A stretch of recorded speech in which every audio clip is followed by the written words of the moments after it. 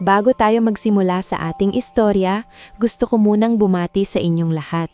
Saan man kayo naroroon mayon, nasa probinsya man, siyudad, ibang bansa o tahimik na nakahiga habang nakikinig, i-comment nyo naman kung taga saan kayo at anong oras na habang pinapanood o pinakikinggan ninyo ito. Nakakatuwang isipin na sa iba't ibang lugar, iisa tayong pinagdurugtong ng mga kwentong may aral, puso at pag-asa. Kaya halina, samahan ninyo ako sa isang kwentong unti-unting bubuo sa puso ninyo.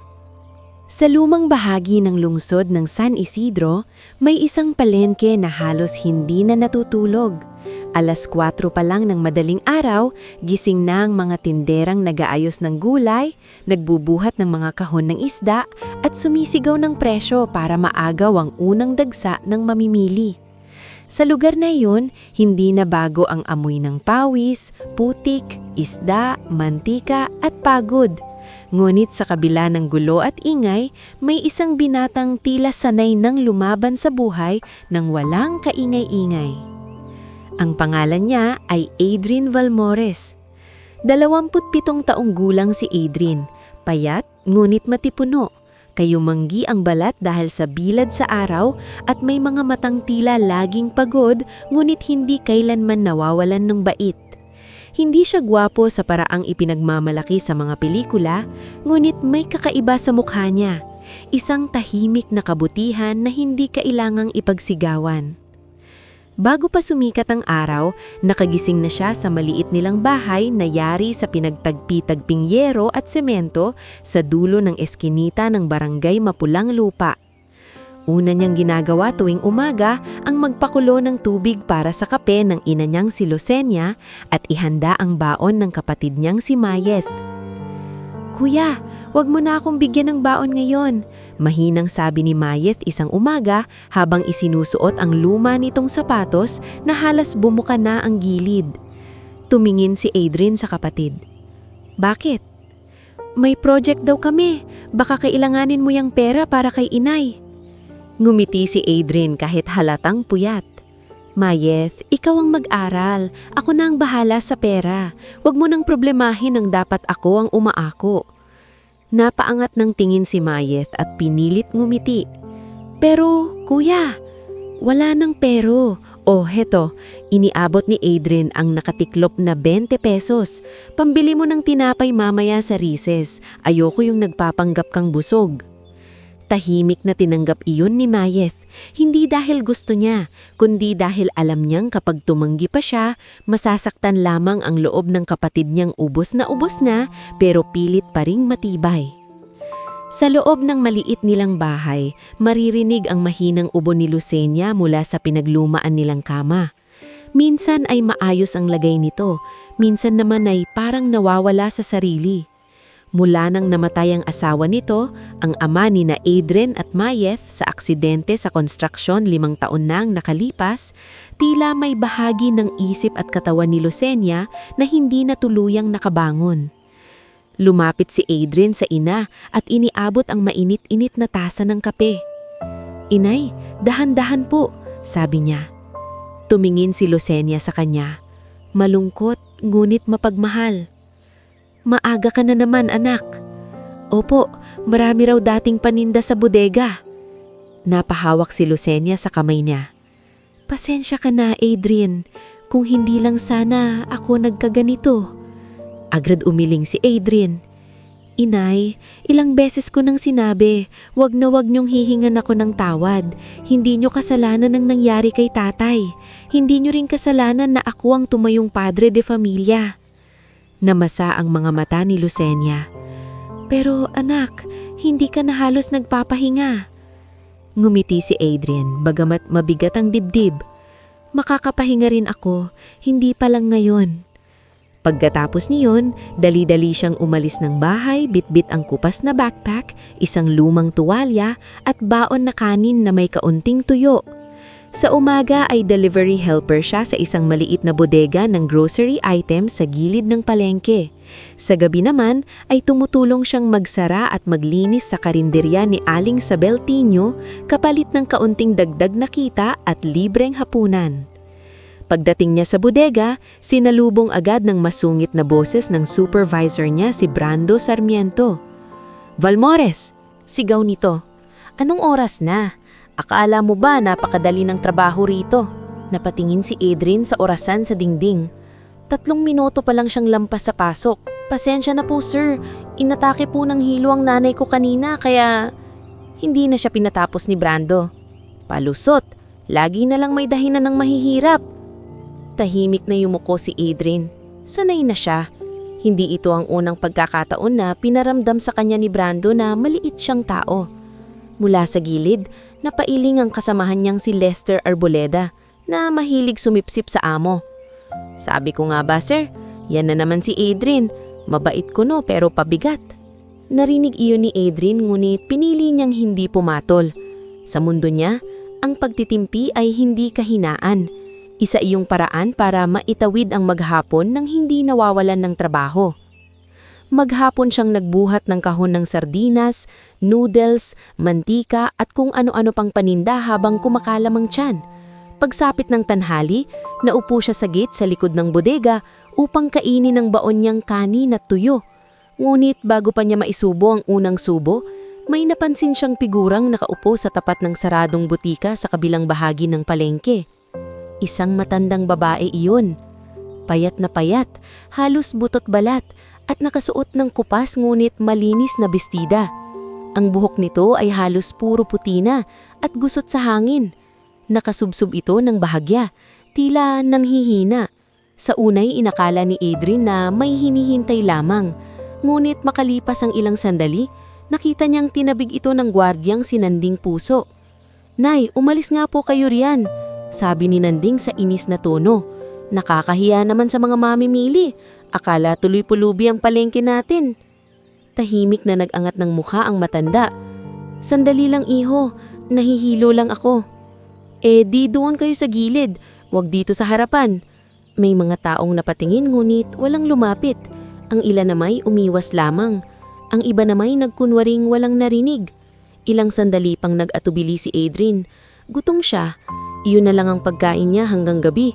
Ngunit nang makita niyang naminginig ang matanda at halos hindi makatayo, para bang may humila sa budhi niya. Tumayo siya, tinuplak muli ang kanyang baon at lumakad papunta rito. "Nanay, ayos lang po ba kayo?" Malumanay niyang tanong. Napatingin sa kanyang matanda. May kakaibang lalim ang mga mata nito. Hindi iyon tipikal na matang sanay sa lansangan. Parang may pinagdaanang napakalaking bagyo pero pilit pa ring may iniiwang dignidad. "Nahihilo lang ako iho," sabi nito. "Mawawala rin ito." Lumapit si Adrian at inalayayan siyang makaupo ng maayos sa isang mababang semento sa gilid. "Sandali po, wag po kayong aalis." Bumalik siya sa kanyang pinagkainan, kinuha ang baon niya at naglakad sa karinderya ni Aling Sabel. "Aling Sabel," hingal niyang sabi, "pwede po bang umutang muna ng lugaw? Bukas ko na lang po babayaran." Tumingin sa kanyang ali. "Para kanino na naman?" "May matandang gutom po sa may butika, mukhang hindi na po kaya." Saglit siyang tinitigan ni Aling Sabel, saka humugot ng malalim na buntong hininga. "Ikaw talagang bata kaya? Sarili mo nga di mo maalagaan, may dinadagdag ka pa." Ngunit kahit ganoon ang bungad, siya rin ang mabilis na nagsalin ng mainit na lugaw sa styrofoam at nagdagdag pa ng isang pandesal. "O heto, at wag mong sabihing utang, sa akin na yan." Napangiti si Adrian. "Salamat po." Pagbalik niya sa matanda, dahan-dahan niya itong inabutan ng lugaw. "Kain po muna kayo." Napatingin ng babae sa kanya, tila hindi makapaniwala. "Para sa akin ito?" "Opo." "Bakit?" Parang natigilan si Adrian sa tanong. Simple lang naman sa kanyang sagot. "Kasi gutom po kayo." Namamasa ang mga mata ng matanda. Marahan nitong tinanggap ang pagkain na para bang matagal nang walang nag-abot sa kanya ng may paggalang. "Ano pong pangalan ninyo, nanay?" Tanong ni Adrian habang hinihintay itong makakain. Saglit itong natahimik, tila may iniisip. "Tasing na lang, iho." Sagot nito makalipas ang ilang sandali. "Tasing na lang, iho." "Adrian po ako." "Maraming salamat, Adrian." "Wala pong anuman." Habang kumakain ng matanda, napansin ni Edrin ang paraan ng paghawak nito sa kutsara. Maingat, pino, hindi kagaya ng karaniwang matandang pag-alagala lamang sa lansangan. Kahit ang pananalita nito ay maayos at malumanay, hindi rin ito mukhang sanay manghingi. Para itong isang taong biglang nahulog sa maling buhay. May pamilya po ba kayo? Maingat na tanong ni Edrin. Napatigil sa pagkain si Tasing. Tumingin ito sa malayo, saka marahang umiling. Wala na, iho. May kung anong lungkot sa paraan ng pagkakasabi nito, na para bang hindi iyon buong katotohanan. Ngunit sapat ng dahilan para hindi na mag-usisa pa si Edrin. Mula noon, nagsimula ang isang simpleng ritual na unti-unting naging bahagi ng araw-araw na buhay ni Edrin. Tuwing umaga bago pumasok sa bodega, titignan muna niya kung nandun si Aling Tasing sa paborito nitong pwesto malapit sa saradong butika. Minsan sa waiting shed, minsan sa tabi ng lumang punong akasya sa gilid ng palengke. Kapag mayroon siyang konting sobra, binibilhan niya ito ng pandesal o lugaw. Kapag wala namang sobra, hinahati niya ang sarili niyang pagkain. Minsan ay sinaway siya ni Rovi habang bumibili siya ng dagdag na tinapay. Edrin, sarili mo ang baon kulang na kulang, nagagawa mo pa ring mamigay. Ngumiti lamang siya. Mas nakakahiya namang ako ang busog habang may nakikita akong gutom. Napailing si Rowie. Kaya ka naaabuso eh. Hindi naman lahat ng nagbibigay naaabuso, sagat niya. Minsan, tao lang talaga ang kailanman ng tao. Hindi alam ni Edrin na sa bawat araw na pinapakain niya ang matanda, mas lalo ring siyang sinusubok ng buhay. Sa trabaho, lalong siyang pinag-iinitan ni Brando. Sa bahay, dumarami ang reseta ng gamot ng ina niya. Sa school, lumalabas ang mga gastusin ni Mayat para sa projects and uniforms. May mga gabing pagod siya na halos gusto na niyang sumuko. Ngulit sa tuwing naiisip niya ang matandang walang ibang maaasahan, parang nahihiya siyang magreklamo sa sarili niyang kapalaran. Isang gabi matapos magsara ang karinderya, nag-abot si Aling Sabel ng supot ng tirang ulam kay Edrin. Iuwi mo ito, sabi ng Ale. May kunting adobo pa. Salamat po. Para sa nanay mo yan, wag mo nang ibigay dun sa matanda. Napangiti si Edrin. Opo naman. Ngunit kinabukasan nang makita niyang nanginginig sa gutom si Aling Tasing habang nakaupo sa gilid ng palengke, tahimik niyang hinati sa dalawa ang adobong uuwi sana niya. Nakita iyon ng matanda. Hindi mo na dapat ako iniintindi. May sarili kang pamilya. Bahagyang ngumiti si Edrin habang iniaabot ng kalahati ng pagkain. Pamilya rin po kasi ang tingin ko sa mga taong walang kasama. Natigilan si Aling Tasing. Hindi ito agad nakapagsalita. Tila may gustong umakyat na alaala sa mukhang nito, ngunit pinigilan lamang niya. Sa araw ding iyon, habang papalubog ang araw at kumukupas ang liwanag sa palengke, napansin ni Edrin na may hawak ang matanda na isang lumang kwintas. Muntik na itong mabitawan ng babae ng dapuan ng hangin. Napayuko si Tasing at mariing hinawakan iyon sa dibdib na para bang iyon na lamang ang natitirang mahalaga sa kanya.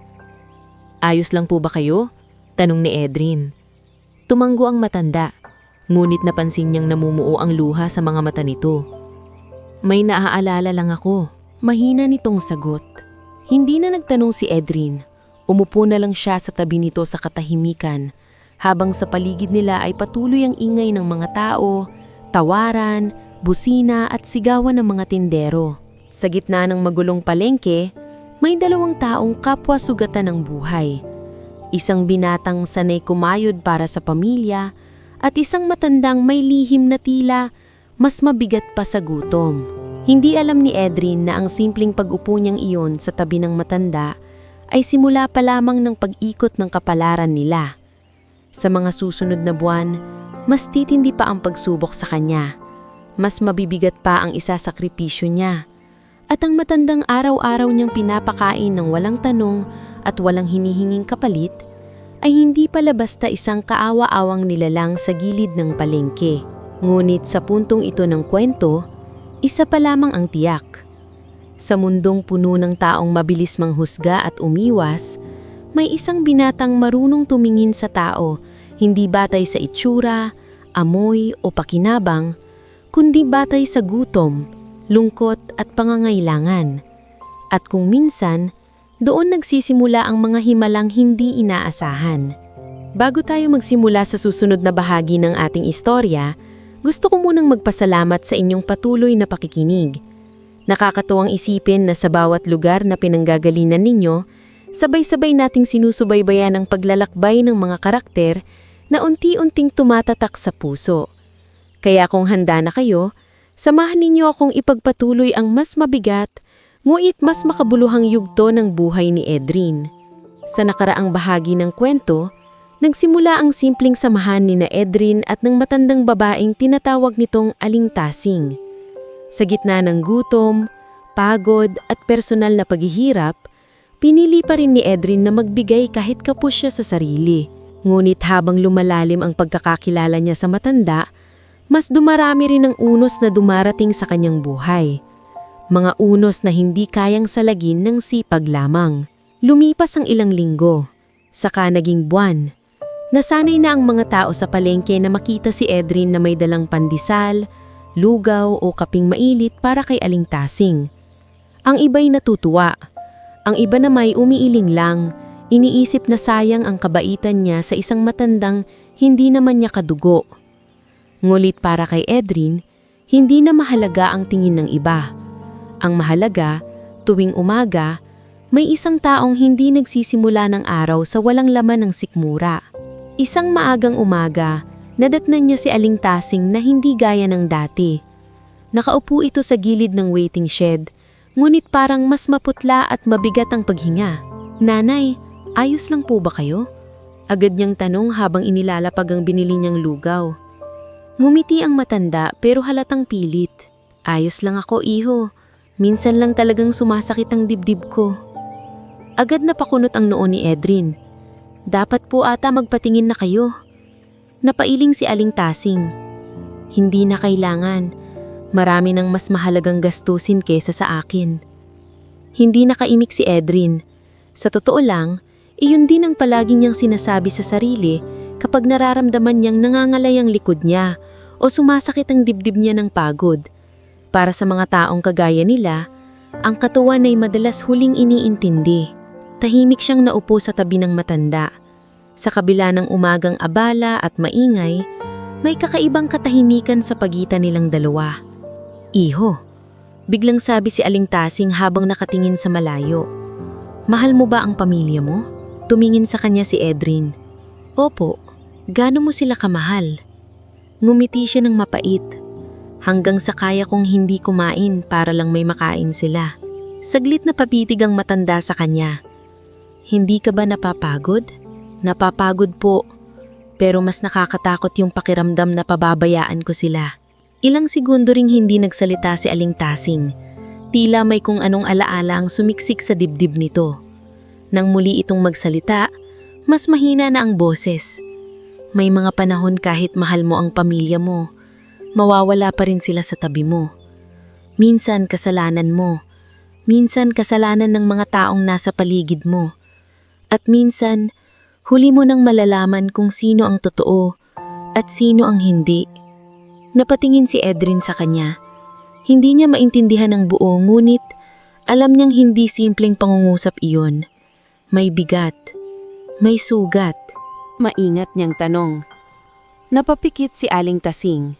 Pagmulat nito, tila may namuong luha sa gilid ng mga mata.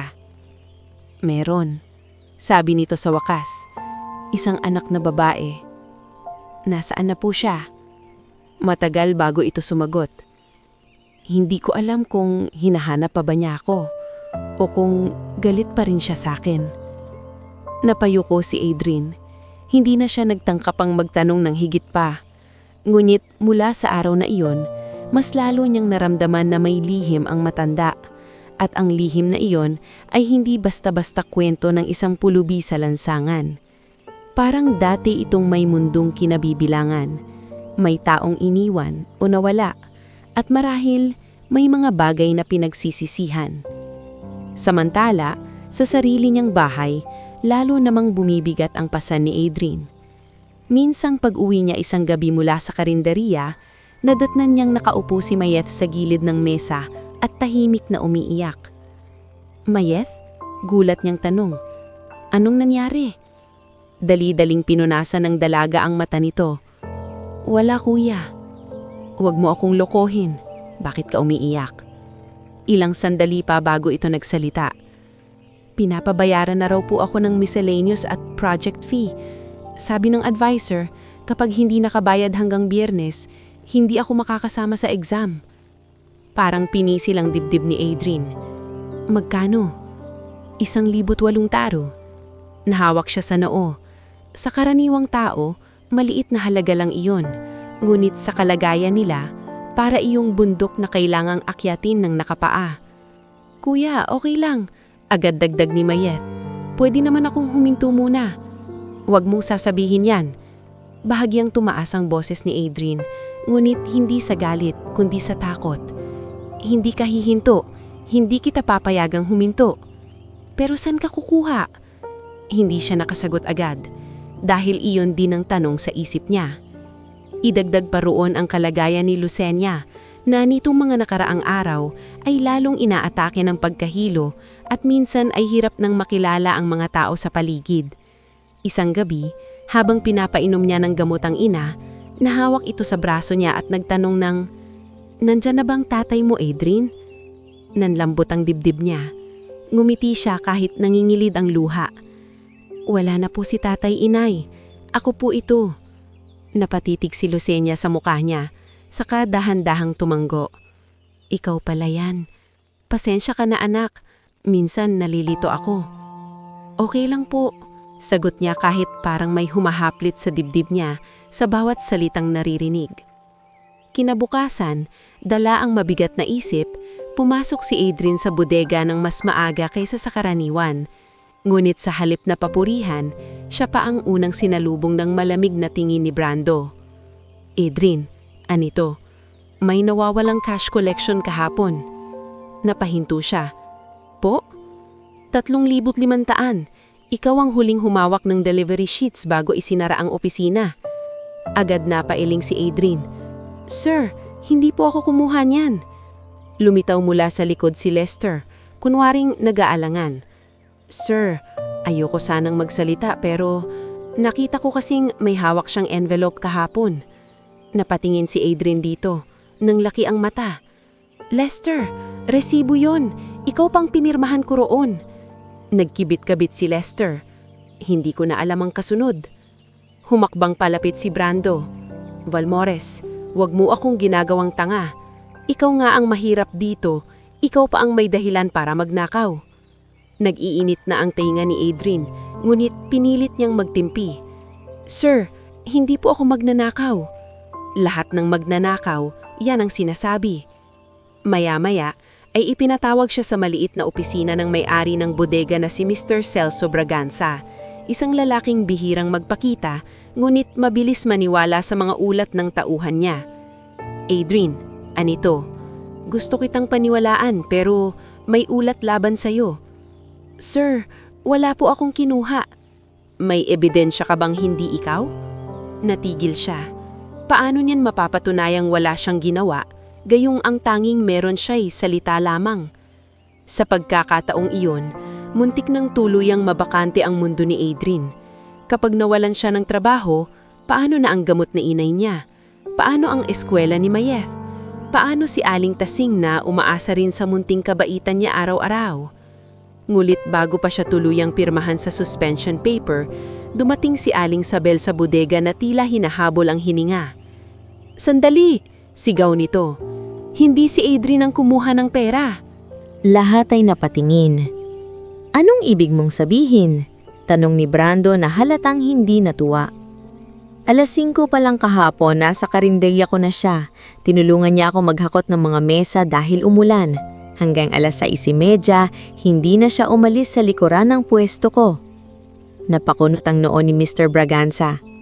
"Sigurado ka?" "Siguradong sigurado.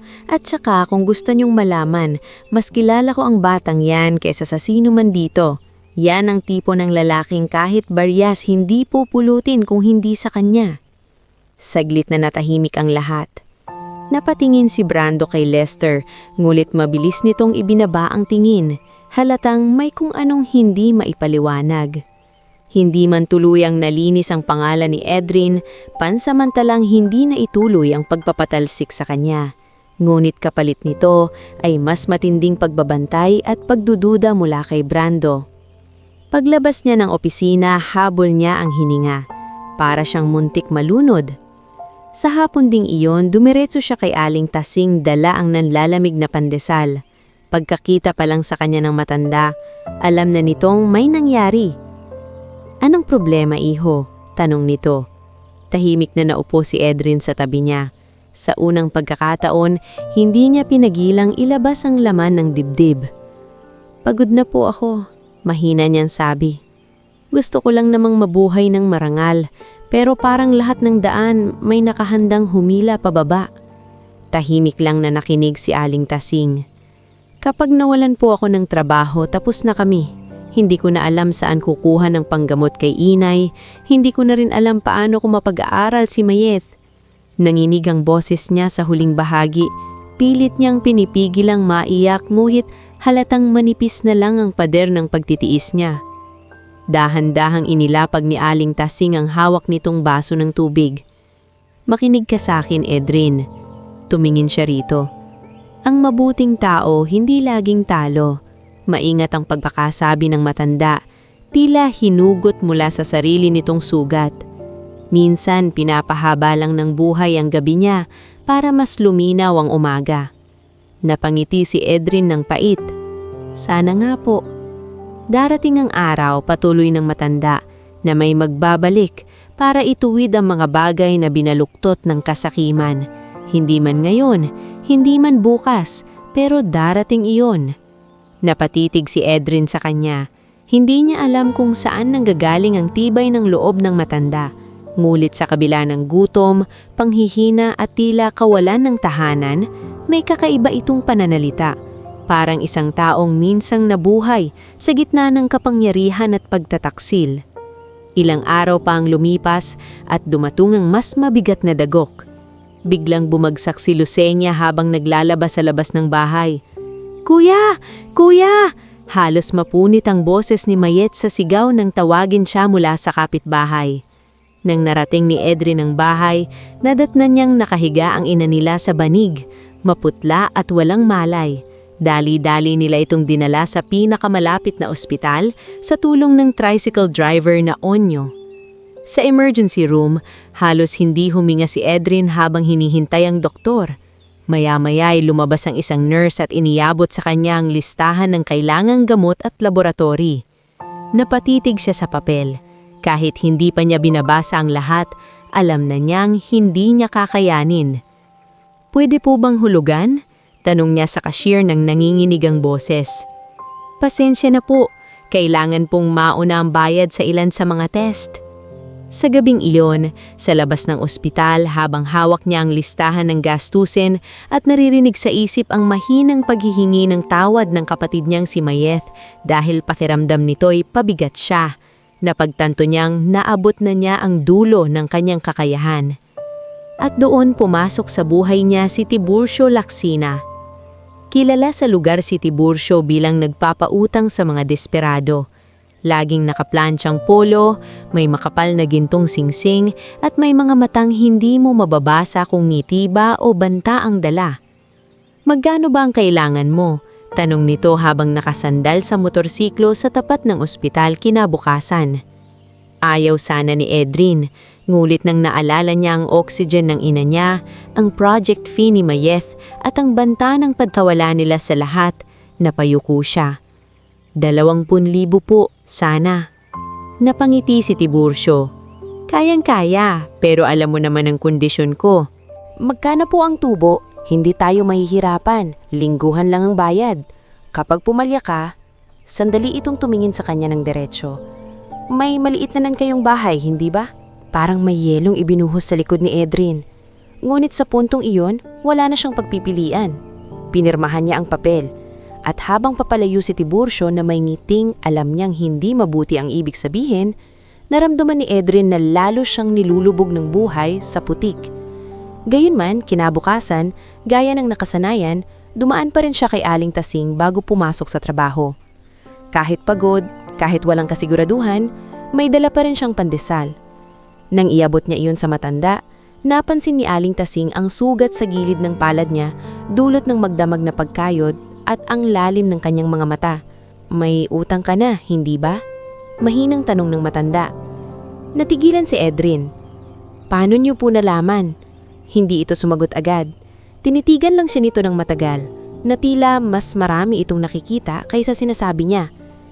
May mga matang natututong kumilala ng taong nilalamon ng pangamba, sabi nito sa wakas. At may mga taong lalong lumalapit kapag naaamoy nilang desperado ka. Napayuko si Edrin. Sa unang pagkakataon, marahang inilagay ni Aling Tasing ang nanginginig nitong kamay sa ibabaw ng kamay niya. Mag-ingat ka, iho. Bulong nito. Hindi lahat ng tumutulong ay may malinis na hangarin.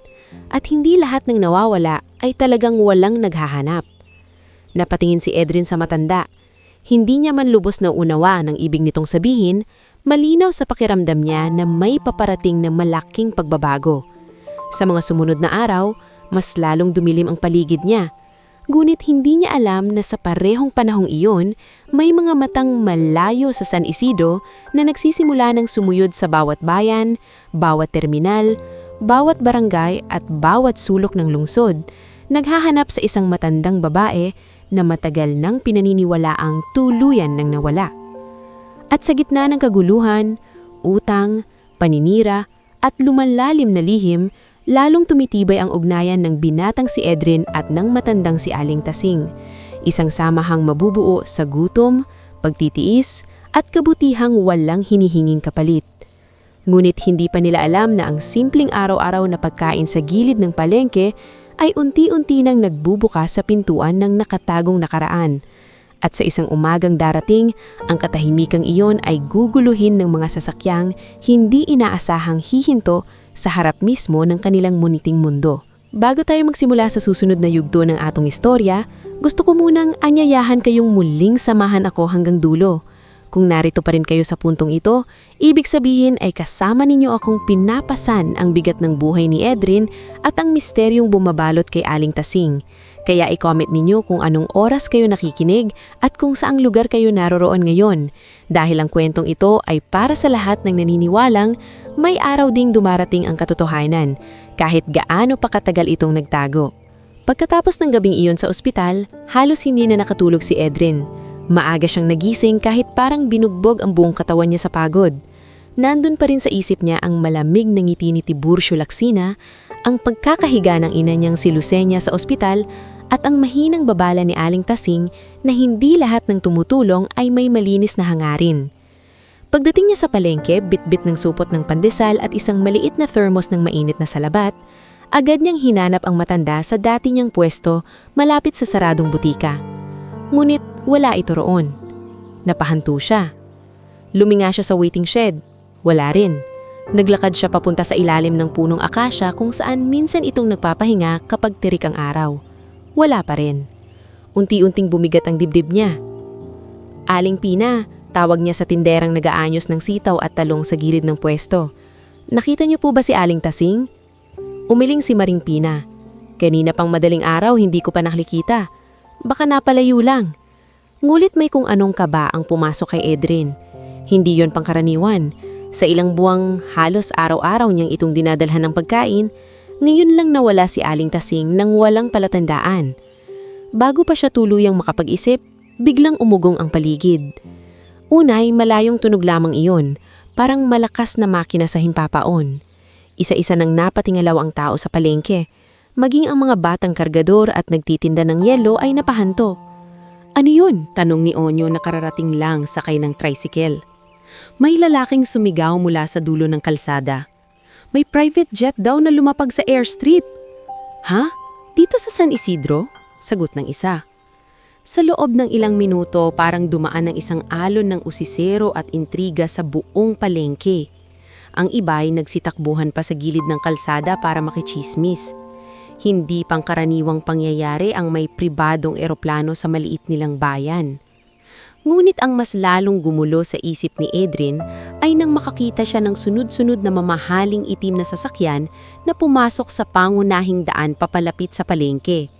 May mga bodyguard na nakaitim, may isang lalaking mukhang abogado, at sa gitna ng lahat ay isang babae na naka-cream na blouse at mamahaling salamin sa mata, ngunit halatang hindi mapakali. Pagkabukas pa lang ng pinto ng sasakyan nito, hindi na ito naghintay.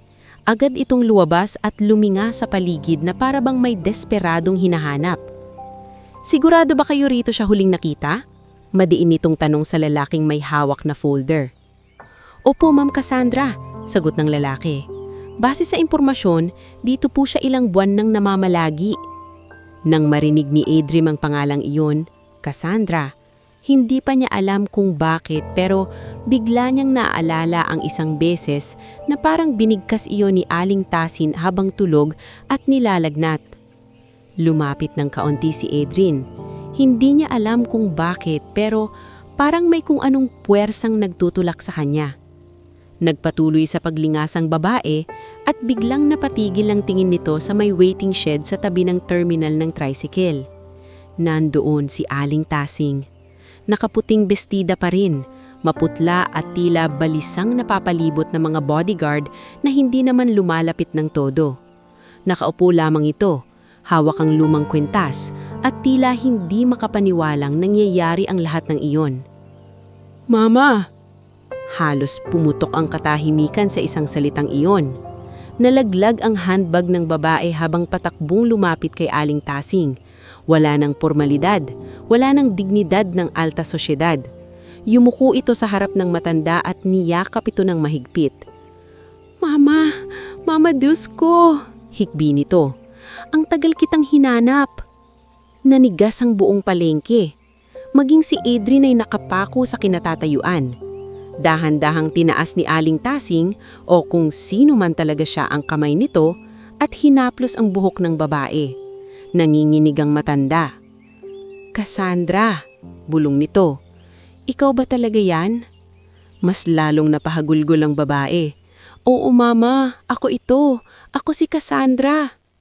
Sa gilid, hindi makapagsalita si Maring Pina. Si Onyo naman ay napamura sa gulat. Maging si Nanding na minsang nagtulak sa matanda alis sa tapat ng butika ay napaatras at napayuko. Wala pang 5 minuto kumalat na ang bulong-bulungan. "Yan ba anak ng mayaman? Hindi pulubi yan. Sino ba talaga yung matanda?" Samantala, si Adrian ay tila hindi pa rin lubos makapaniwala. Ngulit nang mag-angat ang mukha si Aling Tasing, nakita niya sa mga mata nito ang parehong lungkot na una niyang napansin noon. Ngunit ngayon, may kasamang pagbabalik ng isang matagal nang tinagong pangalan. Tumayo ang babae at maingat na inalaya ng matanda. Humakbang palapit ang lalaking may folder. "Ma'am, nakaabang na po ang doktor sa Maynila. Kailangan na po natin siyang maipabiyahe agad." Ngunit bago pa makasagot si Cassandra, napatingin si Aling Tasing sa unang pagkakataon hindi bilang pulubi, kundi bilang isang taong may bigat ng nakaraan kay Adrian. "Iho," tawag nito. Parang nahawi ang dagat ng tao habang dahan-dahang lumapit si Adrian. "Po?" Namumuo ang luha sa mata ni Aling Tasing. "Lumapit ka." Sumunod siya. At sa harap ng lahat, hinawak ng matanda ang kamay niya ng mahigpit. Nanginginig ang boses nito. "Siya," sabi habang tumitingin kay Cassandra. "Siya ang araw-araw na nagpakain sa akin. Siya ang hindi nanakit. Siya ang hindi nagtulak. Siya ang hindi nang insulto." Napalingon si Cassandra kay Adrian. Sa unang tingin pa lang ay parang sinusukat siya ng babae, hindi sa mapanghusgang paraan, kundi sa malalim, masusing paraan ng isang taong matagal nang natutunang mag-ingat. Tinignan niya ang kupas na damit, ang pagod na mukha, ang galos sa mga kamay, at ang supot ng pandesal na hawak pa rin niya. "Ikaw?" mahinang tanong. Tumango si Adrian. "Opo, pero wala naman pong anuman yun." Napatitig si Cassandra sa kanya, saka muling bumaling sa ina. "Mama, sino siya sa'yo?" Ngumiti si Aling Tasing sa gitna ng luha. "Anak ko sa kabutihan." Parang kinuryente ang paligid sa linyang iyon. Maging si Edrin ay hindi alam kung ano ang mararamdaman. Hiya, gulat, lungkot, pagkalito, lahat sabay-sabay. Maya-maya, isa pang babaeng naka-formal na kasuotan ang lumapit. Ito pala si Attorney Mirel Castañeda, ang legal counsel ng pamilya. Ma'am Cassandra, bulong nito, hindi ligtas na pag-usapan lahat dito. Ngunit tila hindi na napigilan ni Cassandra ang sarili. Marahan nitong hinawakan ng mga balikat ng ina. Mama, bakit kayo umalis? Akala ko namatay na kayo. Napapikit si Aling Tasing. Nang muling magsalita, hindi na mahina ang boses nito, kundi mabigat at sugatan. Hindi ako basta nawala, Cassandra. May mga nagtulak sa akin para mawala. Natahimik ang lahat. Sino po? Maingat ngunit mahigpit na tanong ng abogado. Unti-unting humigpit ang hawak ni Aling Tasing sa lumang kwintas sa dibdib niya. Si Gabino Reliosa, sabi nito, at ang pamangkin niyang si Helena Reliosa Cruz. Agad nagkatinginan ng mga kasama ni Cassandra, kilalang apelyido ang Reliosa sa mundo ng negosyo ng mga Lorenzo. Si Gabino ang dati raw nakatiwala ng yumaon nitong asawa, habang si Helena naman ay isa sa mga madalas nakikita sa mga event at board meetings ng kumpanya. Halatang namutla si Cassandra. Mama, sigurado po kayo? Tumingin diretso si Aling Tasing sa anak. Ikinulong nila ako noon sa rest house sa Tagaytay. Pinipilit akong pumirma sa mga papeles. Gusto nilang palabasing ulyanin na ako para mailipat ang kontrol sa mga ari-arian. Nang tumanggi ako, dahan-dahan nila akong inalis sa lahat. Dinudroga nila ako. Pinaniwalaan sa mga tao na wala na akong matinong isip. Maging ang hangin sa paligid ay tila tumigil. Si Edrin ay hindi makahinga ng maayos habang nakikinig. Kaya pala ganoon magsalita si Aling Tasing. Kaya pala halatang may pinanggagalingang dangal. Kaya pala may mga salitang puno ng kabigatan at pagtataksil. Bakit hindi kayo dumiretso sa akin? Umiiyak na tanong ni Cassandra. Bakit hindi ninyo ako hinanap? Nabiyak ang mukha ng matanda sa lungkot. Dahil pinaniwalaan nila ako na kasabwat ka, na gusto mo ring mawala ako para ikaw na ang masunod. Napapikit si Cassandra at tuluyang napaluhod. Hindi, Mama. Diyos ko, hindi. Ilang sandali, puro hikbi lamang ang narinig sa paligid. Pagkatapos ay biglang napansin ni Edrin na may ilan nang naglalabas ng cellphone para mag-video. Agad itong nilapitan ng mga bodyguard at pinatigil. Ngulit hindi na mapipigilan ng katotohanang sumabog na. Sa gitna ng mga usapan, unti-unting lumapit si Nanding, ang gwardyang dating tinutulak si Aling Tasing. Ma'am, pasensya na po. Hindi ko po alam. Ngulit hindi na ito pinansin ni Cassandra. Sa halip, tumingin ito kay Edrin. Pwede ba kitang makausap sandali? Napatingin si Edrin sa matanda na tumanggo lamang. Lumayo sila ng kaunti sa gilid ng palengke. Doon, mas malinaw na nakita ni Edrin ang mukha ni Cassandra. Maganda ito. Matalas ang mga mata, ngulit halatang halos hindi na natulog sa pag-aalala. Hindi ito mukhang malupit. Mukhang itong sugatan. Ilang buwan mo siyang inalagaan? Tanong nito. Hindi ko na po nabilang. Siguro po, 8 buwan. At araw-araw mo siyang pinakakain? Hanggat kaya po. Bakit? Nagamiti siya ng mahina. Naitanong na saan niya ito noon ni Aling Tasing. Kasi, gutom siya po. Napakurpak si Cassandra, na parang may tumamang diretso sa dibdib niya sa kasimplihan ng sagot. Alam mo ba kung sino siya? Hindi po. Hindi mo man lang naisip na baka may kapalit yan. Iniling siya. Hindi ko po siya tinulungan para may kapalit. Matagal siyang tinitigan ni Cassandra. Pagkatapos ay marahan itong tumangga. Sa likod nila, narinig na nilang pinaaandar ng isang sasakyan. May stretcher na ring inihahanda sakaling mahilo muli si Doña Felicitas. Doon lang tuluyang sumingkain ka kay Edrin ang bagong pangalan ng matanda. Doña Felicitas Vergara de Lorenzo. Hindi si Aling Tasing na basta nakaupo sa gilid ng palengke. Hindi isang babaeng inabandona ng kapalaran, kundi isang nawawalang madre de pamilya ng isang makapangyarihang angkan. Muling lumapit si Cassandra kay Edrin. Sa pagkakataong ito, mas mahinaon na ang tono nito.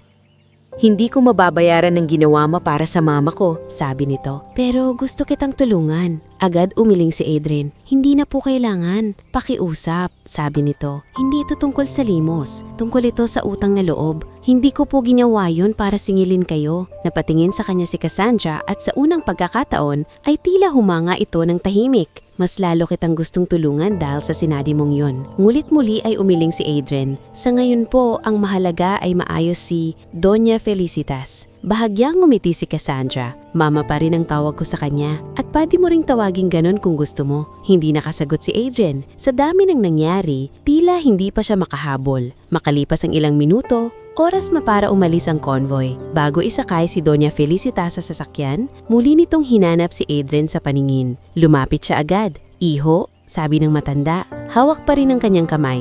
Salamat sa hindi mo pagtalikod. Magpagaling po kayo. Sagot niya. Biglang namamasadi ng mga mata. Huwag niyo pong isipin ang mga nangyari rito. Ngumiti si Doña Felicitas, ngunit ang ngiting iyon ay may kasamang lungkot. Hindi pa tapos ang laban. Iyon ang huling sinabi nito bago sumakay. Pagkaalis ng mga mamahaling sasakyan, tila nawala ang kulay ng palengke. Ang mga taong dating maingay ay biglang naging pabulong na lang ang usapan. Ang mga nangmamaliit noon kay Aling Tasing ay biglang tikomang bibig. At si Adrian, naiwan sa gitna ng lahat, hawak pa rin ang supot ng pandesal na hindi man lang nabuksan. Lumapit si Onyo. Pare, okay ka lang? Tumanggo si Adrian pero halatang hindi. Hindi ko alam. Maya-maya, dumating din si Rovi at hinawakan siya sa braso. Adrian, umuwi ka muna. Mukha kang nananaginip. Ngunit bago pa siya makaalis, may tumawag mula sa likod. Valmores! Paglingon niya, si Brando iyon. Hindi na ganun kataas ang boses nito. Wala na rin ang dati nitong yabang. Halatang nasaksihan nito ang lahat. Ikaw pala ang tumulong doon sa Donya. Ani Brando, pilit na tumatawa. Mabuti naman at may silbi ka rin pala. Hindi na pumatol si Adrian. Ngunit sa kaibuturan niya, may naramdaman siyang kakaibang pagbabago. Hindi pa pag-angat, hindi pa tagumpay, ngunit parang may pintunang bumukas sa isang buhay na dati puro pader lang. Hindi pa niya alam na sa mga susunod na araw, babalikan siya ng pamilya Lorenzo. Hindi pa niya alam na ang simpleng kabutihang inialay niya sa isang gutom na matanda ay magpapasok sa kanya sa mas malaking mundo. Isang mundong puno ng kapangyarihan, intriga, at panibagong pagsubok. At higit sa lahat, hindi pa niya alam na sa pagbabalik ni Cassandra para sa kanyang ina, hindi lamang lihim ng isang pamilya ang mabubunyag, kundi pati ang tunay na tibay ng sarili niyang pagkatao sa oras na subukan siyang bilhin ng mga taong dati walang pakialam sa kanya. Pero sa araw na iyon, sa gitna ng palengke ng San Isidro, isang bagay ang malinaw na malinaw sa lahat. Ang matandang babaeng dating inaakalang walang pamilya, walang pangalan at walang halaga ay may anak palang handang magpalapag ng private jet para lang mahanap siya. At ang binatang araw-araw siyang pinapakain ng walang hinihinging kapalit ay hindi na muling titingnan ng kapalaran sa parehong paraan. Bago tayo magsimula sa panibagong bahagi ng ating istorya, gusto ko munang batiin kayong lahat na patuloy na nakatutok at nakikisabay sa bawat bigat at pag-asa ng kwento ni Adrian. I-comment nyo kung anong oras na sa inyo ngayon at kung saang lugar kayo nakikinig. Dahil habang unti-unting umiikot ang kapalaran ng ating bida, mas lalo namang tumitindi ang laban na kanyang haharapin. At sa bahaging ito, makikita natin na ang pag-angat pala ay hindi puro saya. Madalas, mas maraming mata ang nagbabantay, mas maraming kamay ang gustong humila pababa, at mas maraming taong hindi matanggap kapag isang mabuting tao ay unti-unti nang umaangat. Matapos ang nakakagulat na pagdating ni Cassandra Vergara Lorenzo at ang pagbunyag sa tunay na katauhan ni Aling Tasing bilang Doña Felicitas Vergara de Lorenzo, ilang araw, tila lumulot ang si Adrian sa isang realidad na hindi pa rin niya lubos maunawaan. Tuwing pumapasok siya sa palengke, ramdam niya ang nag-iibang tingin ng mga tao. Ang datirang dumadaan lamang sa kanya parang hangin, ngayoy bumabati na. Ang ilang nang mamaliit noon ay biglang bumabait at ang ilan namay parang gusto niyang kaibiganin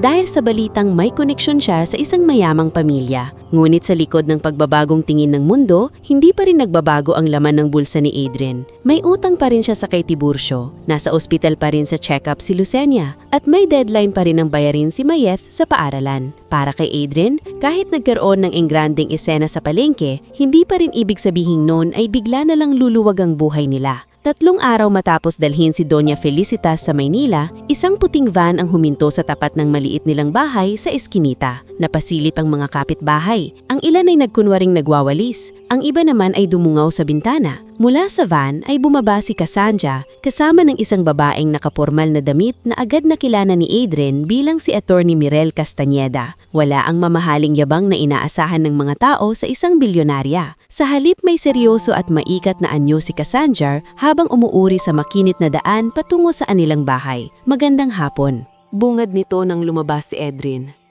Magandang hapon po. Sagot niya, halatang alanganin pa rin. Mula sa likod, sumilip si Mayeth at halos hindi makapagsalita nang makilala ang babae mula sa balita sa palengke.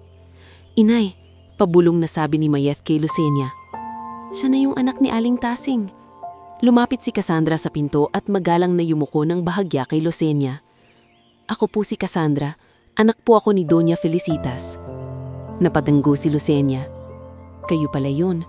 Pasensya na po, maliit lang ang bahay namin. Bahagyang ngumiti si Cassandra.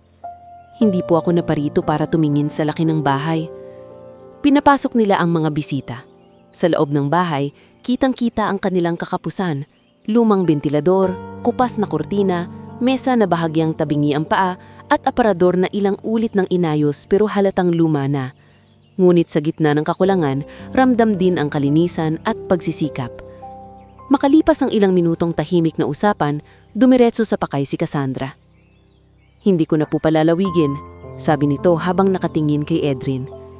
Napunta ko rito dahil gusto kong tuparin ang pasasalamat ng pamilya namin. Naalagaan mo ang mama ko ng panahong wala siyang maaasahan. Agad umiling si Adrian. Hindi ko po kailangan ng kapalit. Hindi kapalit ito, sagot ni Cassandra. Tulong ito, at sa totoo lang, gusto rin ito mismo ni mama. Inilapag ni Attorney Mirel ang isang folder sa mesa. Pinapasagot po ni Ma'am Cassandra ang medical treatment ng nanay ninyo. Sabi nito, kasama rin po rito ang scholarship support para sa pag-aaral ni Mayeth. Nanlaki ang mga mata ni Mayeth. Napahawak sa bibig si Lucenia. Ngulit si Adrian ay nanatiling nakatayo. Parang hindi agad makapagdesisyon kung matatanggap niya ba iyon. Bakit po? Tanong niya sa wakas. Bakit parang napakalaki naman po ng ibibigay ninyo? Hindi ko naman po hiningi ito. Huminga ng malalim si Cassandra. Kasi habang ang iba ay gustong nakawin ng kayamanan ng mama ko, ikaw ang nagbigay sa kanya ng pagkain kahit gutom ka rin. Hindi ko kayang baliwalain yun. Tahimik si Adrian. Dagdag pa ni Cassandra. At may isa pa akong gustong ialok sa'yo. Hindi pera, hindi limos. Pagkakataon. Napatingin siya rito. Pinag-usapan namin ni mama at ng board namin, sabi ng babae, pwede kang mag-training sa isa sa provincial warehouses namin bilang part-time assistant habang pinag-aaral ka namin sa Business Operations Program. Hindi instant na malaking posisyon, hindi rin pabor-pabor. Mag-uumpisa ka sa maliit pero may malinaw na daan. Hindi agad nakasagot si Adrian, parang mas nakakatakot pa iyon kaysa sa perang alok. Dahil ang pera, pwedeng tanggapin at gastusin, pero ang pagkakataon may kasamang responsibilidad. May kasamang takot na baka hindi niya kayanin. Hindi po ako sanay sa ganyang mundo. Hindi rin sanay ang maraming taong yumaman agad sa hirap. Ang kaibahan lang, ikaw, may dangal. Ilang araw siyang nag-isip bago tuluyang pumayag. Pinakamalaki niyang dahilan ay si Lucenia at si Mayeth. Kung mananatili lang siya sa dating buhay, malamang paulit-ulit lang silang lulubog. Ngulit kung susubukan niya ang panibagong pinto, baka may pagkakataon silang makaahon nang hindi kailangang yumuko sa maling paraan. Kaya nagsimula ang panibagong yugto ng buhay niya. Sa umaga, dumadalo siya sa training session sa Regional Warehouse ng Lorenzo Logistics sa Karatigbayan. Sa hapon, tinuturuan siya ng basic inventory systems, encoding at dokumentasyon. Sa gabi, nag-aaral siya ng modules tungkol sa supply chain, operations at people management. Doon niya nakilala si Mr. Teodoro Iñares, isang veteranong operations manager na istrikto ngulit patas. Makinig ka, iho, sabi nito sa unang araw ng training. Hindi dahil tinulungan mo ang may-ari ay espesyal ka na. Dito ang respeto, pinaghihirapan. Tumanggo si Adrian. Opo sir, yun din po ang gusto ko. Napansin iyon ni Mr. Iñares at sa pagdaan ng mga linggo, unti-unti nitong nakita ang kakaibang sipag ni Adrian. Hindi reklamador, hindi rin nagmamarunong. Kapag may hindi alam, nagtatanong. Kapag napagalitan, inaayos. Kapag natapos ang trabaho, naghahanap pa ng susunod na gagawin.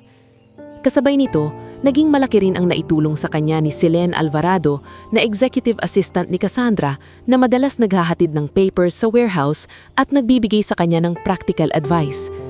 Edrin, Sabi ni Celine minsang sabay silang nag-aayos ng inventory sheets, huwag kang masyadong matakot sa English terms o sa mga nakaputing opisyal.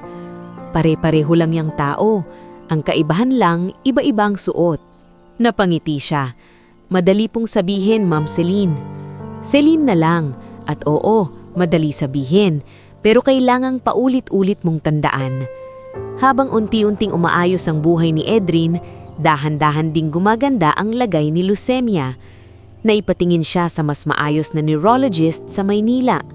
Mayeth, na dati muntik nang huminto sa pag-aaral, ay nakapagbayad ng lahat ng kulang at muling nagkaroon ng gana sa eskwela. Ngunit gaya ng babala ng buhay, kasabay ng pag-angat ni Edrin ay ang pagdami ng mga taong ayaw sa kanyang pag-angat. Isa na roon si Helena Relosa Cruz. Bagamat hindi pa siya hayagang napapatalsik sa kumpanya, unti-unti nang nababawasan ang impluwensya nito dahil sa muling pagbabalik ni Doña Felicidad at sa pagbubukas ng mga lumang dokumento tungkol sa dating pamamalakad ng pamilya. Si Helena, na sanay sa marangyang kontrol at impluwensya, ay hindi matanggap na isang simpleng lalaki mula sa palengke ang pinapaboran ngayon ni Cassandra at ni Doña Felicidad. Sa isang private lunch meeting kasama ang dati niyang kakilala, malamig nitong sinabi, "Hindi ako papayag na isang hamak na kargador ang gawing simbolo ng kabutihan sa kumpanyang ito." Kasama niya sa mesa si Brando Sarmiento na nawalan ng dating trabaho matapos madawit sa mga irregularidad sa bodega. Sa halip na matuto, lalo lang itong naging mapanira. "Madali lang po yan, Ma'am Helena," bulong ni Brando. "Lahat ng taong galing sa hiap may kahinaan, kailangan lang hanapin." At doon nagsimula ang panibagong patibong.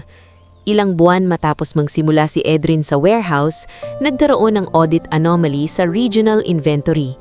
May mga nawawalang records, hindi tugma ang ilang dispatch items, at may lumalabas na manipulated entries sa system. Dahil bago pa lamang si Edrin sa operations at siya ang isa sa mga pinahawakan sa encoding ng ilang reconciliations, mabilis na may mga matang lumingon sa kanya. Anong ibig sabihin nito? Malamig na tanong ni Attorney Marzel Quinto sa isang internal review meeting. Isa siya sa mga consultant na matagal nang konektado sa negosyo ng mga Lorenzo at hindi kumbinsido sa mabilis na pag-angat ni Edrin.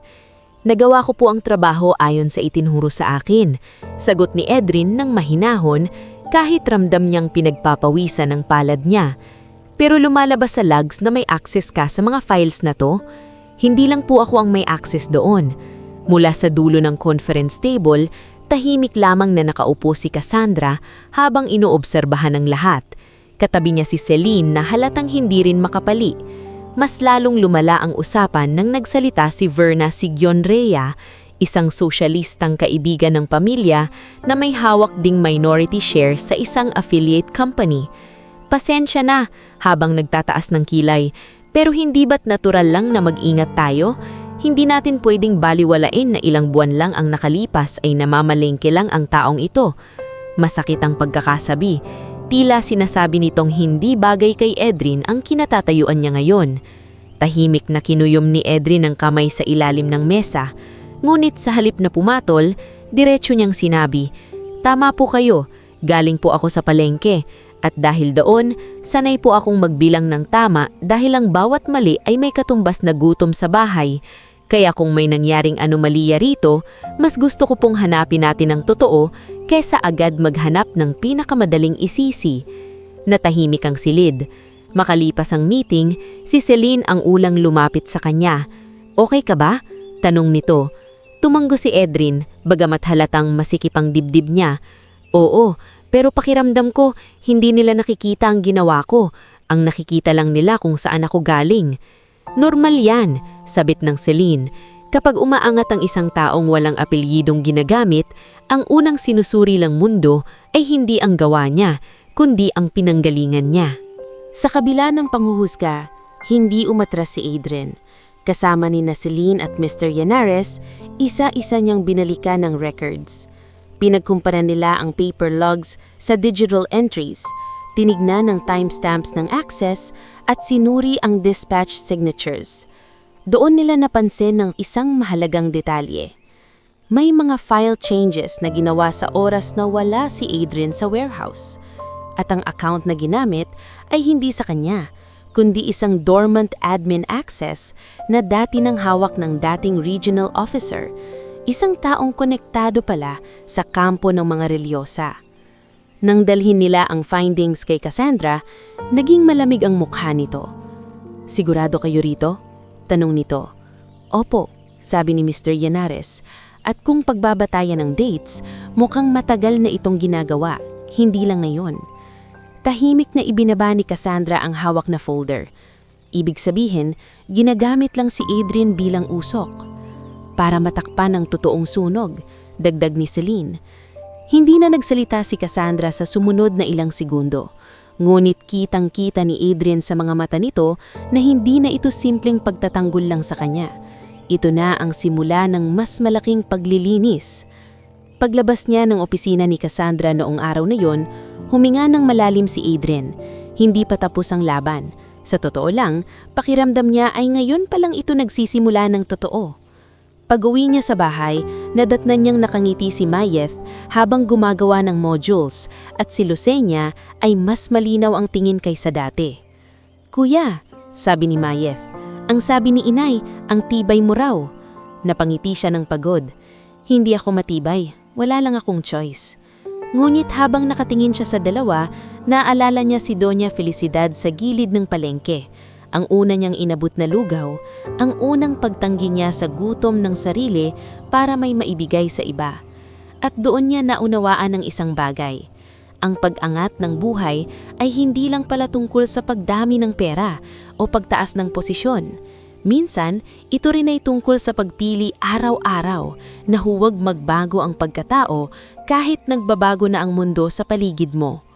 At sa gitna ng papalaking gulo sa kumpanya, papalalim na intriga at lumalakas na galit ng mga taong nasasagasaan ng katotohanan, nanatiling buo si Adrian sa isang bagay. Hindi siya aakyat gamit ang pandaraya at hindi rin siya buurong dahil lamang sa pangmamaliit.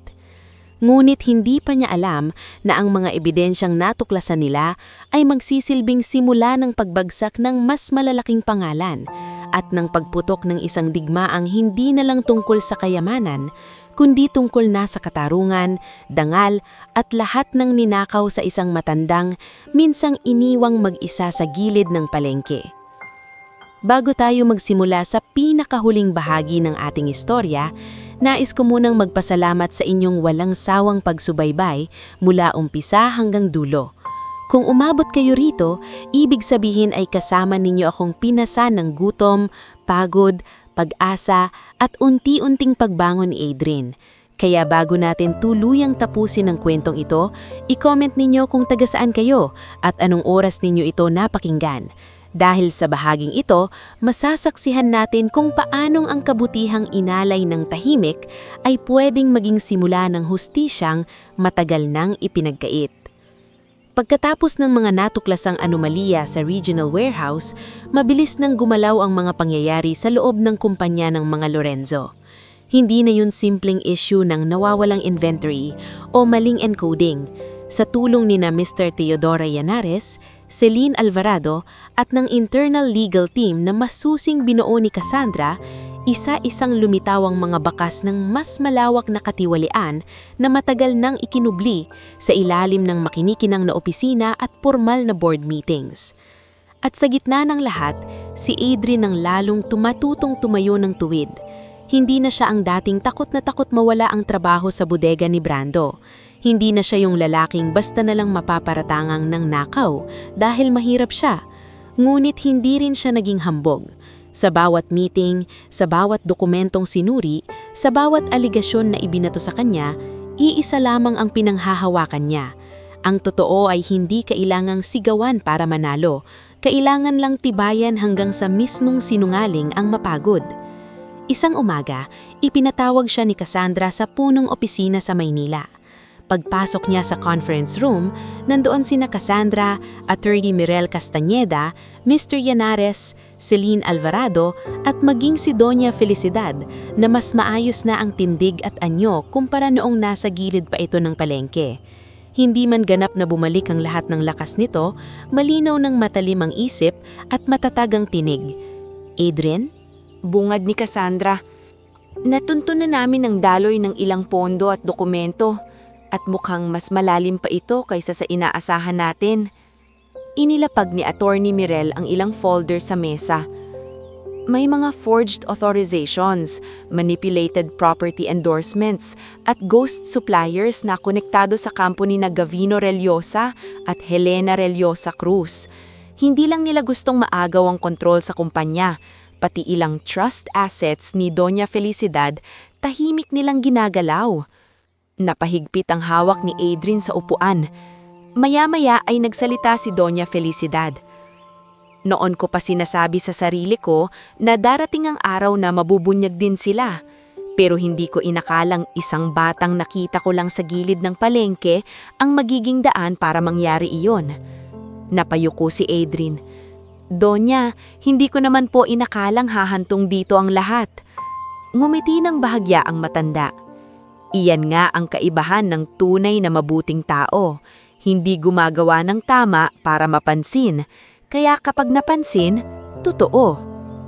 Ngunit habang lumalakas ang kanilang kaso, lalong humihigpit ang galit ng mga kalaban. Unang sumabog ang tensyon nang ipatawag si Helena sa isang espesyal na board inquiry. Dumating ito na nakasuot ng elegante, malamig ang mukha at tila hindi natitinag. Sa kabilang dulo ng mahabang mesa, tahimik na nakaupo si Cassandra. Katabi niya si Doña Felicidad. Naroon din ang ilang board members, legal counsel at si Adrian bilang isa sa mga taong unang nakatulong sa paglabas ng operational discrepancies. Napakaganda ng palabas na ito, malamig na sabi ni Helena habang tumatawa ng bahagya. Aksaya sa oras, dahil lang sa isang lalaking pinulot ninyo sa palengke, sisirain ninyo ang mga taong matagal nang nagsilbi sa pamilyang ito. Bahagyang tumaas ang kilay ni Cassandra. Hindi si Adrian ang sumira sa inyo, sarili ninyong kasakiman. Tumawa si Helena ng mapakla. Kasuklam-suklam, isang estranghero ang pinaniniwalaan mo kaysa sa mga taong matagal nang nasa loob ng sistema. Doon nagsalita si Doña Felicidad at sa bigat ng tinig nito ay tila tumahimik ang buong silid. Hindi estranghero si Adrian, sabi nito. Ang estranghero ay ang taong matagal kong pinakain sa mesa ko, ngunit ako rin palang ikinulong at nilaso ng pangalan. Bahagyang nabago ang mukha ni Helena, ngunit mabilis din itong nagmatigas. Wala kayong mapapatunayan, sumagot si Attorney Mirel. Akala rin po namin noon, pero may bank trails, digital access records, courier logs at witness statements na kami. At hindi lang po yan, may isang tao na ring handang tumestigo. Kasabay nito, bumukas ang pinto. Pumasok si Lester Arboleda. Halos hindi makapaniwala si Adrian. Malayo ito sa dating porma at mayabang na taurin ni Brando. Halatang balisa, bagsak ang balikat at parang ilang gabi nang walang tulog. Anong kalokohan ito? Singhal ni Helena. Hindi ito pinansin ni Lester. Handot ay sumigin siya kay Adrian. Pasensya ka na. Mahina nitong sabi. Noon pa dapat ako nagsalita. Sa harap ng board at ng legal team, isinalaysay ni Lester kung paanong ilang beses silang inutusan ni Brando na manipulahin ang mga record sa dating bodega at kung paano rin ipinakilala si Brando sa ilang tauhan ng kampo ni na Helena Reliosa Cruz. Man hindi man siya ang utak, aminado siyang naging kasangkapan siya ng paninira. Alam kong duwag ako, pero nang narinig kong pati warehouse ng Lorenzo Group ay ginagamit na para sa mas malalaking galawan, natakot na rin ako. Hindi ko na kayang ituloy. Ilang araw matapos iyon, sunod namang nadakip sa magkakahiwalay na investigasyon ang ilang dummy suppliers at bookkeepers na konektado sa dating network ni Gavino Reliosa. Sa wakas, tuluyan ng napatulayan na hindi lang simpleng kapalpakan ang nangyayari sa loob ng mga negosyo ng pamilyang Lorenzo. Isa itong sistematikong pandarambong. Ngunit sa lahat ng pagdinig, ang pinaka-umaalingaw-ngaw ay ang araw ng formal na testimonya ni Doña Felicidad. Punong-puno ang hearing room. Naroon ang mga abogado, media observers, ilang board representatives at mga taong dating naniniwala na wala na sa matinong isip ang matanda. Sa araw na yon, maayos ang pagkakabihis niya.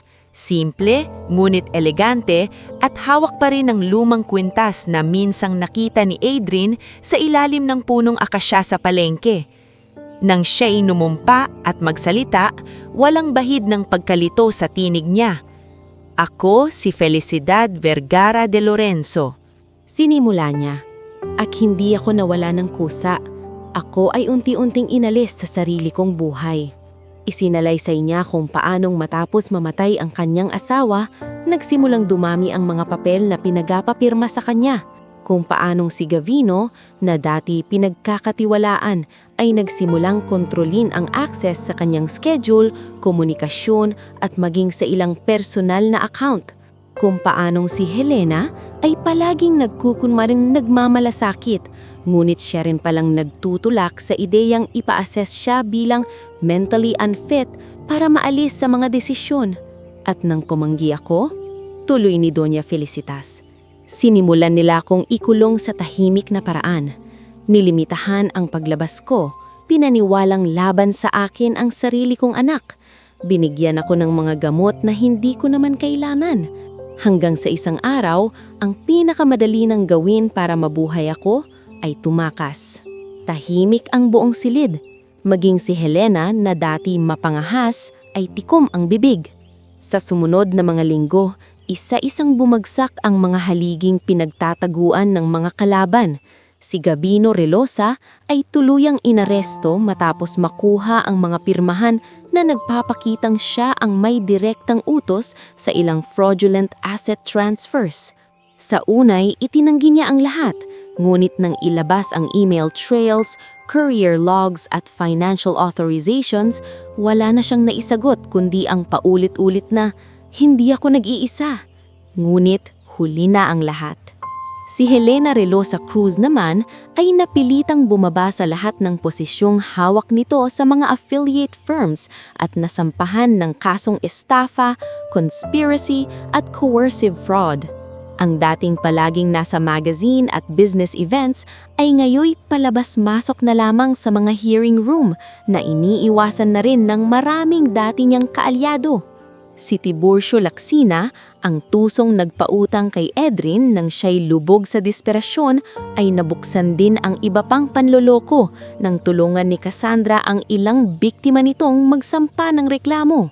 Nang maputunayang iligal at mapanlinlang ang marami niyang kontrata, nasamsam ang ilan sa kanyang ari-arian at tuluyan siyang nawalan ng lakas sa lugar na dati niyang kinakatakutan ng marami.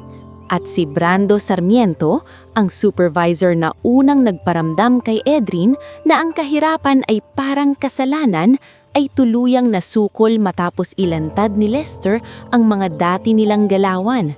Napilitang magtago si Brando ng ilang linggo, ngunit kalaunan ay naaresto rin. Nang magkita sila ni Edrin sa isang pasilyo ng hearing office, bahagya itong napayuko. "Maswerte ka," sabi ni Brando ng mapait. Tahimik siyang tinignan ni Edrin. "Hindi swerte ang tawag dyan. Ang tawag dyan, hindi ako nanlamang ng kapwa." Hindi na nakaimik si Brando. Lumipas ang halos 2 taon.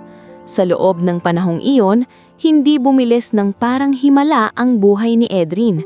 Ngulit tuloy-tuloy itong umayos sa paraang marangal at makatotohanan. Natapos niya ang kanyang business operations program habang nagtatrabaho sa community distribution arm ng Lorenzo Group. Hindi siya ginawang bigla ang executive at yun din ang gusto niya. Ang gusto niya ay matutunan ang bawat hakbang ng sistema na minsang tumingin sa kanya bilang napakaliit. Si Mayeth ay nakapagtapos bilang guro at nakakuha ng unang trabaho sa isang pampublikong paaralan sa Karatigbayan. Nang isuot nito ang simpleng puting blouse at ID noong unang araw ng trabaho, napaluha si Lucenia sa tuwa. Akala ko hindi ko na maaabutan to. Iniyak nitong sabi habang hawak ang kamay ng anak. Naabutan niyo po, sagot ni Edrin, at marami pang susunod. Unti-unti ring luminaw ang lagay ni Lucenia sa tulong ng regular na gamutan at mas maayos na pag-aalaga. Hindi man tuluyang nawala ang lahat ng kahinaan nito, bumalik naman ang dating lambing at linaw ng isip sa maraming araw.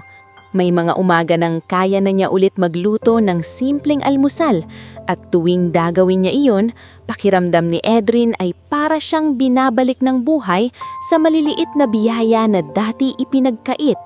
Samantala, si Rovi Malihan, ang kababata niyang tahimik na sumubaybay sa kanya mula pa noong mga panahong naghahati siya ng pandesal sa isang matanda, ay nanatilin nasa tabi niya sa mga panahong pinakamagulo ang lahat. Hindi ito nanghingi ng pansin, hindi rin nagbago ang pakikitungo nang nagsimulang umayos ang buhay niya. Isang gabi, habang magkasama silang naglalakad sa tapat ng lumang palengke ng San Isidro, napatingin si Rovi sa kanya. Alam mo, Sabi nito, marami nang nagbago. Napangiti si Edrin habang tinitignan ng pwestong dating inuupuan ni Doña Felicitas. Oo nga, pero mabuti na lang, hindi ka nagbago. Tumigil siya sa paglalakad at humarap dito.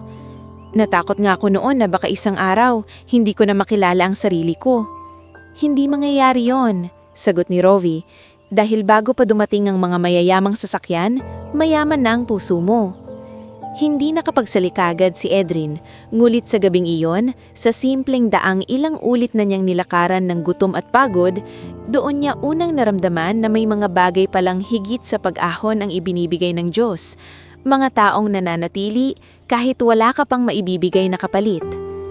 Dumating ang araw ng pinakaaabangang pagbubukas ng Bahay Kalinga Felicitas. Isa itong feeding at temporary shelter center para sa mga abandonado at naghihirap na matatanda.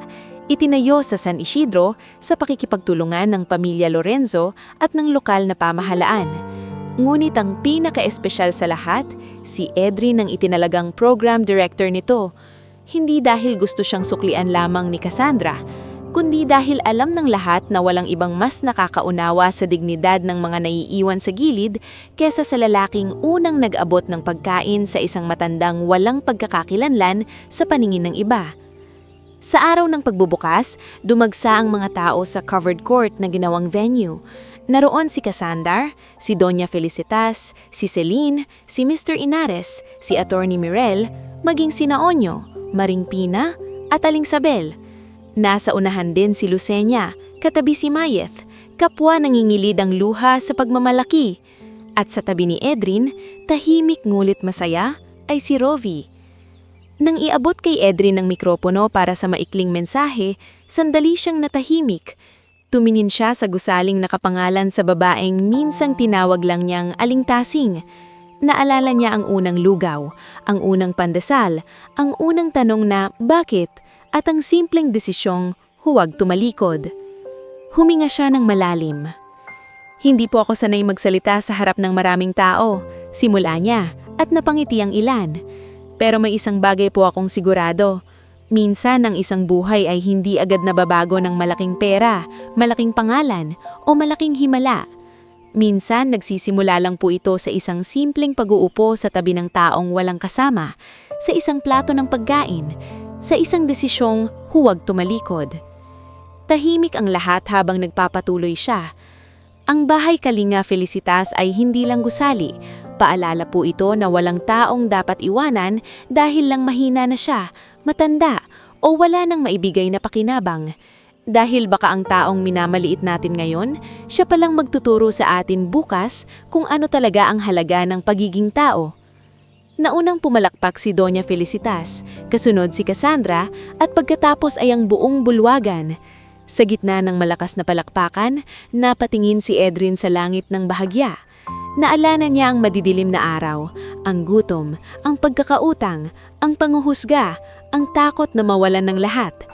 Naalala niya ang ama niyang wala na, ang ina niyang muntikan ng sumuko, ang kapatid niyang halos mahinto sa pag-aaral, at ang matandang minsang nakita niyang nanginginig sa gutom sa gilid ng palengke. Sa wakas, malinaw na sa kanya ang sagot. Ang kabutihan, kapag totoo, maaaring mabagal ang balik, maaaring dumanas muna ng paninira, pagod at halos pagsuko. Pero kapag dumating ito, hindi lang iisang tao ang inaahon nito. Nagbibigay ito ng tahanan sa mga napabayaan, nagbibigay ito ng hustisya sa mga ninakawan, nagbibigay ito ng dangnal sa mga minaliit, at nagiiwan ito ng wakas na hindi man marangya sa simula, pero ganap, payapa, at karapat-dapat sa lahat ng luhang nauna rito. At sa huling sandali ng seremonya, habang magkahawak kamay sina Lucenia, Mayeth, Rovi at si Doña Felicitas na nakaupo sa espesyal nitong upuan sa unahan, alam ni Edrin na tapos na ang mahabang gabi ng kanilang buhay. Dahil sa wakas, nasa umaga na rin sila.